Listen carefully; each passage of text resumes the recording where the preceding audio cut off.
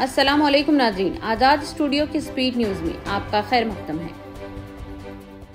तेलंगाना हुकूमत की जानिब से रियासत भर में वाक़ई मुंतखबा मस्जिदों में 500 रोज़दारों के लिए इफ्तार का एहतमाम करने का ऐलान किया गया है, जिसके लिए हर मस्जिद कमेटी को 1 लाख रुपये दिए जा रहे हैं। इस सिलसिले में जारी किए गए एलामिया के मुताबिक GHMC हुदूद में हर असम्बली हल्के में 4 मस्जिदों का इंतखाब किया जा रहा है, जबकि सिकंदराबाद कंटोनमेंट और अहले तशय्युअ और फ़िरक़े महदविया की 19 मस्जिदों के बशमुल 448 मसाजिद में इफ्तार करवाया जाएगा। रकम जारी करने की जिम्मेदारी तेलंगाना स्टेट वक्फ बोर्ड को दी गई है।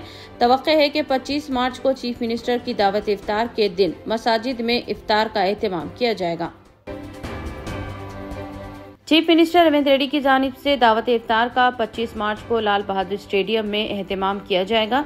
महकमा अक़लियती बहबूद ने चीफ मिनिस्टर को 21 या 22 मार्च को दावत इफ्तार के एहतमाम की तजवीज़ पेश की थी। ताहम बताया जाता है कि चीफ मिनिस्टर ने 25 मार्च की तारीख को मंजूरी दी है। दावत इफ्तार के इंतजामात के लिए डिप्टी चीफ मिनिस्टर बटी विक्रमार्का की ज़ेर क़ियादत कमेटी तश्कील दी गई, जिसका 22 मार्च को इजलास मुनक़्क़द होगा। इजलास में दावत इफ्तार के इंतजामात के सिलसिले में तमाम महकमाजात को जरूरी हिदायत जारी की जाएंगी। महाराष्ट्र रियासती अक़लियती कमीशन के चेयरमैन प्यारे ज़िया खान ने महकमा पुलिस को हिदायत दी है कि पीर को नागपुर में हुए तशद्दुद के मामले में मुलजिमीन के खिलाफ मकूका और MPDA के तहत केस दर्ज करते हुए सख्त कार्रवाई करे, लेकिन बेकसूर लोगों को परेशान न किया जाए। प्यारे खान ने जुमेरात को नागपुर पुलिस हेडक्वार्टर का दौरा किया।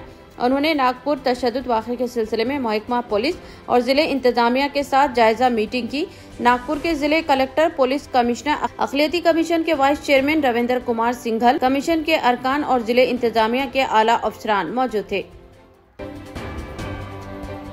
कायदे मजलिस अकबरुद्दीन ओवैसी ने तेलंगाना कानून साज असम्बली में बात करते हुए अहम मसाइल की जानिब हुकूमत की तवज्जो मबज़ूल करवाई।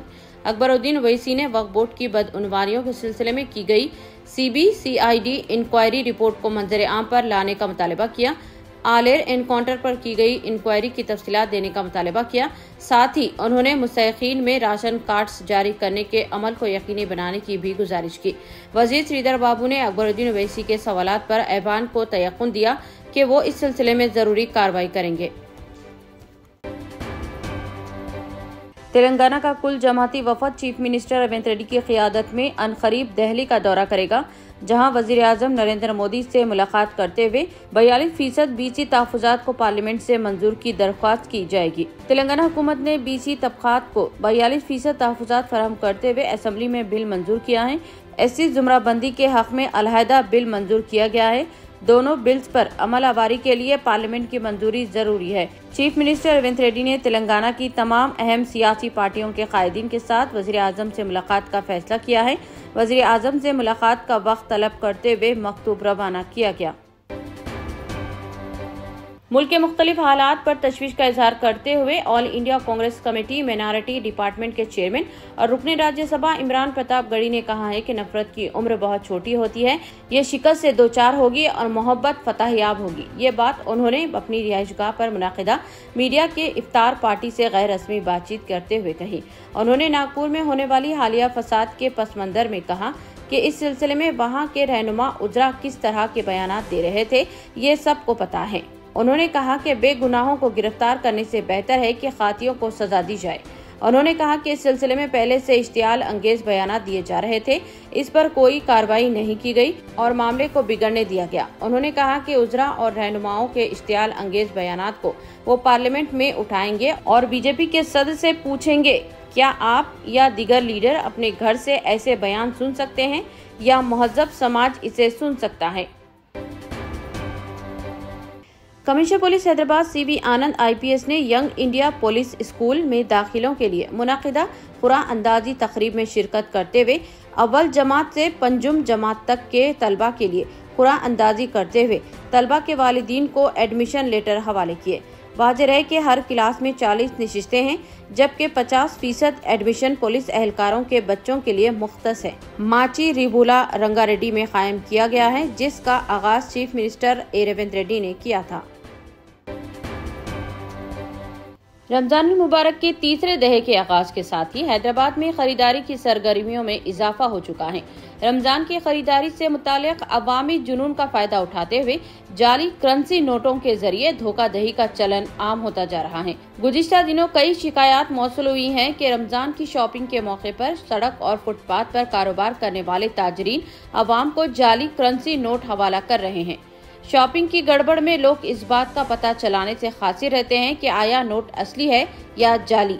बताया जाता है कि रमजान के कारोबारी हुजूम से फायदा उठाकर जाली करेंसी नोट फैलाने वाले ग्रुप्स मुतहरिक हो चुके हैं और उन्होंने फुटपाथ पर कारोबार करने वालों की मदद हासिल करते हुए धोखाधड़ी का नया स्कैम शुरू कर दिया है। अवाम को इस सिलसिले में समझदारी से काम लेने का मशवरा दिया गया है।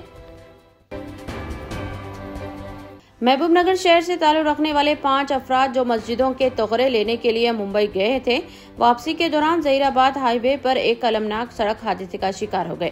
इस हादसे में ख्वाजा फेरोजुद्दीन मौके पर ही जाँ बहक हो गए, जबकि 4 दीगर अफराद शदीद जख्मी हो गए।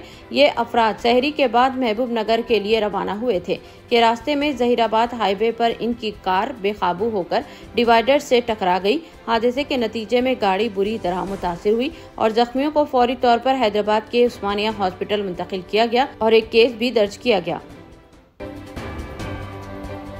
पुराने शहर से ताल्लुक रखने वाला एक नौजवान सऊदी अरब में पेश आए सड़क हादसे में जाँ बहक हो गया। 32 साला मोहम्मद मकसूद हुसैन 6 माह से रियाज में डिलीवरी राइडर के तौर पर काम कर रहे थे। कल वो किंग सऊदी मेडिकल सिटी के करीब एक महलिक हादसे का शिकार हो गए। उनकी नाश इस वक्त शोमिसी गवर्नमेंट हॉस्पिटल के मुर्दाखाने में महफूज है। मोहम्मद मकसूद हुसैन साकिन बाग जहां आरा के वालिद ने वजीर खारजा डॉक्टर एस जयशंकर से अपील की है कि वो सऊदी अरब में सड़क हादसे में जाँ बहक उनके बेटे की मैयत को वापस लाने में मदद करें। इतने कम दाम में इतने ज्यादा ऑफर्स, घर लेकर जाने में तकलीफ? नो प्रॉब्लम, अब आप घर बैठे ऑर्डर कीजिए और हम करेंगे फ्री होम डिलीवरी। अब होगी बचत घर बैठे। अपने शहर में सबसे सस्ता आपका रेड रोज स्मार्ट।